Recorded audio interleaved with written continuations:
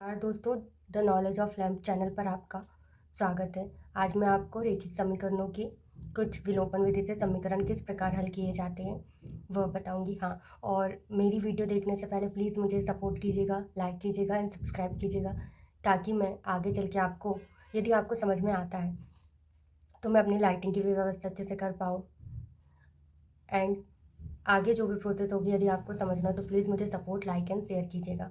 चलो हम स्टार्ट करते हैं विलोपन विधि। सबसे पहले हमारे पास दो समीकरण दिए गए। एक समीकरण है 5x + 2y = 14, x - 3y = -7 and second question है 6x - 3y 12 and 4x + 5y + 17।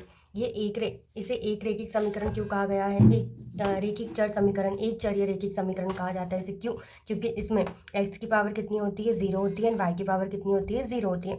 और जिसकी भी घात पावर में इस घात कितनी होती है? 0 होती है, वो एक चर रेखीय समीकरण कहलाते हैं। अब हमेशा याद रखना है कि यदि हमारे पास दो समीकरण दिए गए हैं और इसमें हमारे पास x और y दिए गए हैं, तो इसके कितने मान निकलेंगे? हमेशा दो मान निकलेंगे, एक x की वैल्यू और y की वैल्यू। एक आंसर निकाल के ख़त्म नहीं करना है हमारा सवाल, ठीक है। सबसे पहले हमने इन समीकरणों को नाम दिया, समीकरण 1 और समीकरण 2 नाम दिया। उसके बाद हमें करना है समीकरण 1 और समीकरण 2 में गुना। अब गुना किस चीज़ का करना है? हम सबसे पहले y के गुणांक देखेंगे। y का गुणांक मीन्स कि y के साथ कौन सा अचर पद लगा हुआ है। y के साथ समीकरण 2 में 3 लगा हुआ है, समीकरण 1 में 2 लगा हुआ है। तो हम समीकरण 3, जो समीकरण 2 में जो 3 गुणांक दिया गया उसे समीकरण 1 में करेंगे, और समीकरण 2 में जो 1 में दिया गया गुणांक उसका गुना करेंगे समीकरण 2 में। अब हमें सिंपल करना है 3 का गुना इस पूरे समीकरण में। सबसे पहले हम 3 का गुना करेंगे तो हमारे पास हो जाएगा 5 तिया 15x। फिर हम करेंगे 3 का गुना किस में? y में, तो 6y हो जाएगा बराबर से 14 का मल्टीप्लाई करना है 3 में, ठीक है। अब हमें करना है 2 का मल्टीप्लाई x में, तो हो जाएगा यहाँ पे 2x, यहाँ पे हो जाएगा हमारे पास 3 दूनी 6y इक्वल हमारे पास हो जाएगा -14।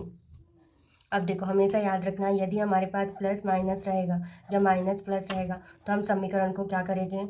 समीकरण को जोड़ेंगे, ठीक है। क्लियर है इतना? जोड़ेंगे, हाँ।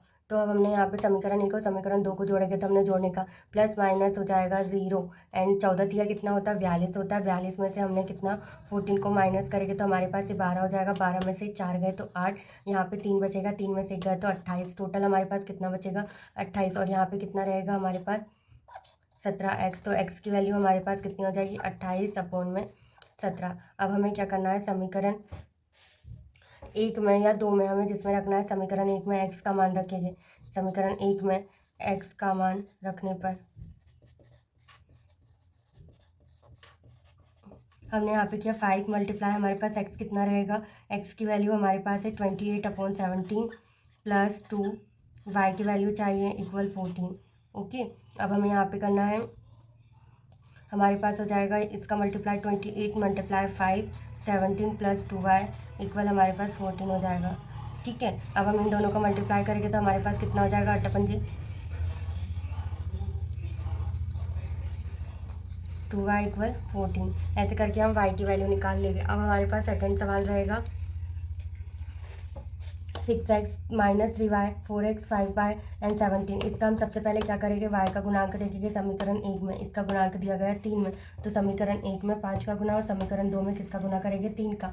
तो अब हमने किया तो यहाँ पे हमारे पास हो जाएगा 56 30x - 5 तिया 15y बराबर से 12 पंजे 60 होता है। अब हमने यहाँ पे इसका किया तो हमारे पास हो जाएगा 4 तिया 12 प्लस का 5 तिया 15 और यहाँ 51, ठीक है। माइनस करेंगे, कट हो जाएगा, सॉरी यहाँ पे प्लस करेंगे तो यहाँ पे हमारे पास हो जाएगा 42x एंड इक्वल यहाँ पे हो जाएगा 1 1 1। एक्स की वैल्यू कितनी हो जाएगी? 1 1 1/42। Like share and subscribe.